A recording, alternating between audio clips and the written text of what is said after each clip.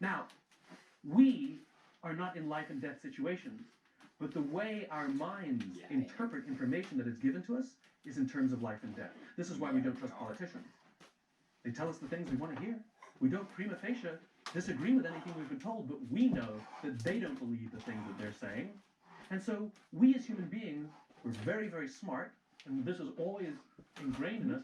We always make sure just to keep a safe distance from anybody who we don't believe is honest, because if we were to find ourselves in a life and death situation with them, you know what, if I had to gamble, I'm going to say, won't go with them. When someone is honest, they're willing to tell us good news, they're willing to tell us bad news, they're willing to be upfront with them. Even if it's news that we don't want to hear, even if it's not in our interest, Especially. we're okay with it. We actually trust them. Hey, listen, I got to be honest with you. Your performance has been really bad these days. I love this. We're supposed to give sandwiches. Give them the good news before you get to the bad news, right? So give them something general and generic that they don't believe anyway. Hey, you're really smart.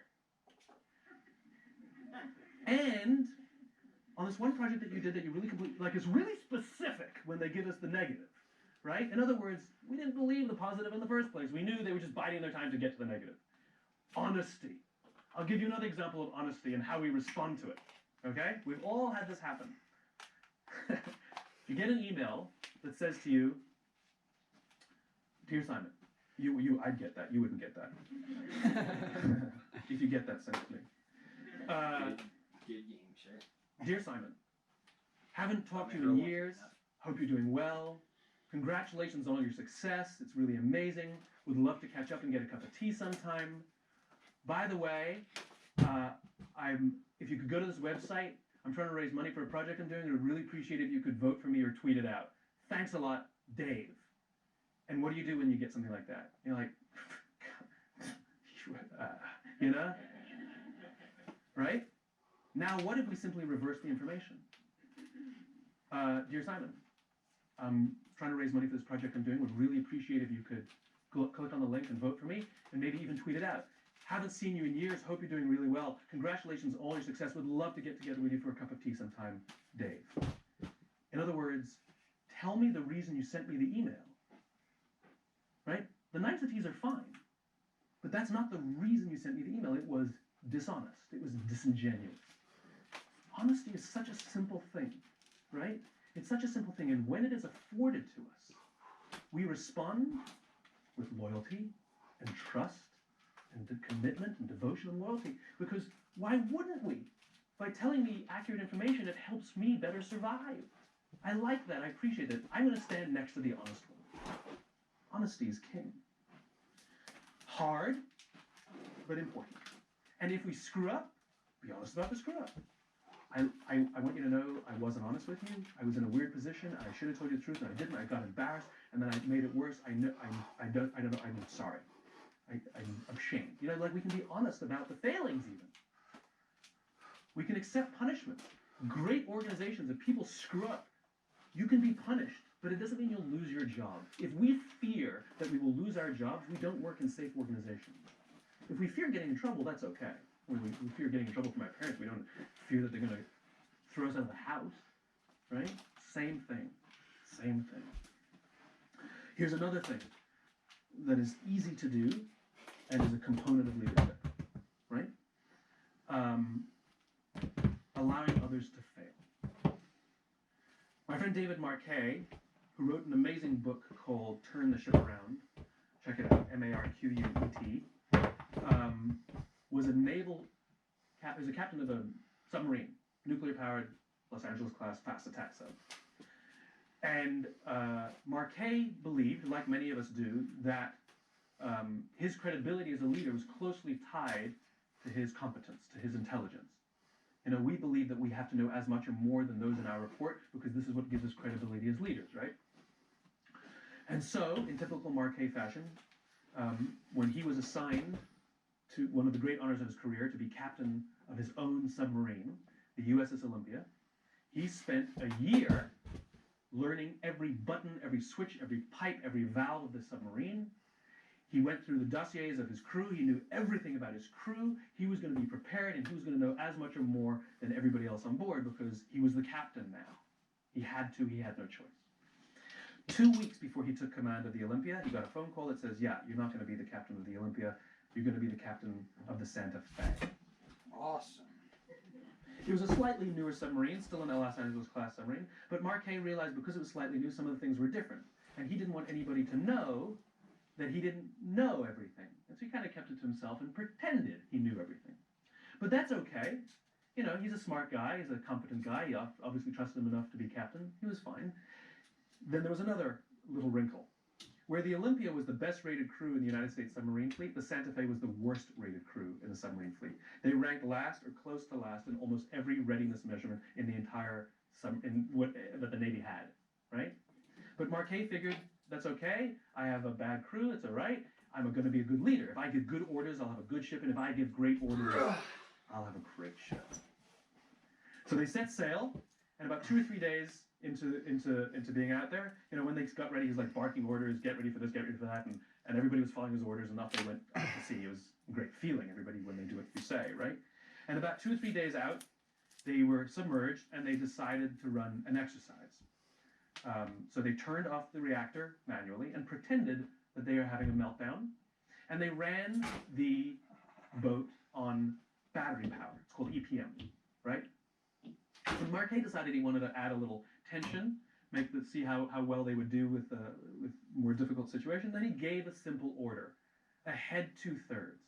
And what that means is run the boat 2/3 its maximum speed. Okay. To his side was his navigator, who was the second in command at the time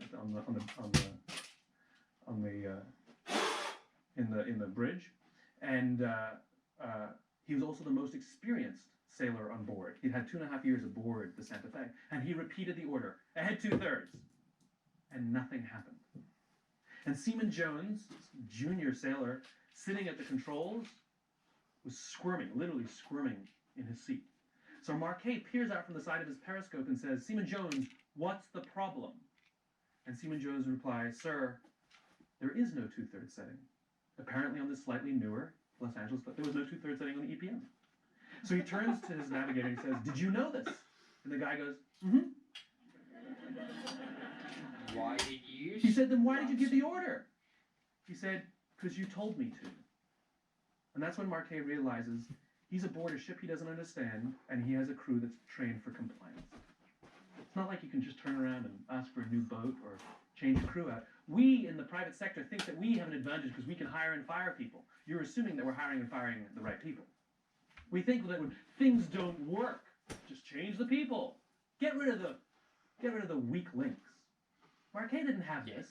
This is his crew. He's stuck with it. And it's not like in anything else in the world. In submarines, there's no one person who dies. You either all live or you all die. That's it. Those are your options on a submarine. All it does is give you. And so Marquet is forced to literally re-examine everything he understands about leadership, because bad things will happen and this is the way it goes. And so one of the things he realized is he had a permission-based society aboard his boat. Sir, permission to dive to 400 feet. Permission granted. Aye, sir, diving to 400 feet. In other words, all the authority, all of the accountability lies with the person in charge, with the captain. If something goes wrong, the captain allowed it to happen. Marquet banned the words permission to aboard his boat fleet. They were in command at the time in the bridge, and he was also the most experienced sailor on board. He'd had 2.5 years aboard the Santa Fe, and he repeated the order, ahead 2/3, and nothing happened. And Seaman Jones, junior sailor, sitting at the controls, was squirming, literally squirming in his seat. So Marquet peers out from the side of his periscope and says, Seaman Jones, what's the problem? And Seaman Jones replies, sir, there is no 2/3 setting. Apparently on this slightly newer Los Angeles, but there was no 2/3 setting on the EPM. So he turns to his navigator and says, did you know this? And the guy goes, mm-hmm. EPM. I'm not curious. He said, then why did you give the order? He said, because you told me to. And that's when Marquet realizes he's aboard a ship he doesn't understand, and he has a crew that's trained for compliance. It's not like you can just turn around and ask for a new boat or change your crew out. We in the private sector think that we have an advantage because we can hire and fire people. You're assuming that we're hiring and firing the right people. We think that when things don't work, just change the people. Get rid of the weak links. Marquet didn't have this. This is his crew. He's stuck with it. And it's not like in anything else in the world. In submarines, there's no one person who dies. You either all live or you all die. That's it. Those are your options on a submarine. And so Marquet is forced to literally re-examine everything he understands about leadership because bad things will happen and this is the way it goes. And so one of the things he realized is he had a permission-based society aboard his boat. Sir, permission to dive to 400 feet. Permission granted. Aye, sir, diving to 400 feet. In other words, all the authority, all of the accountability lies with the person in charge, with the captain. If something goes wrong, the captain allowed it to happen. Marquet banned the words permission to aboard his boat, and he replaced them with I intend to. The hierarchy is not affected at all. The chain of command is not affected at all. The difference is psychological. I intend to dive to 400 feet. All right? All the accountability lies with the person performing the action now. And so what started to happen was people took their jobs more seriously. And they started to ask each other for help because things went wrong. And instead of wanting to get permission from the boss, now, if the boss asked a question, you want to be able to have the answer. Which means when the boss says, did you check the depth? Sometimes he asked and sometimes he didn't. He says, did you check the depth? Of course I checked the depth. What are the depths? 400. You know? In other words, you could never be caught not knowing before you made a decision. Accountability went up. There are lots of other things that Marquet did, which he talks about in his book. Within a short period of time, the crew of the Santa Fe became the highest rated crew in naval history.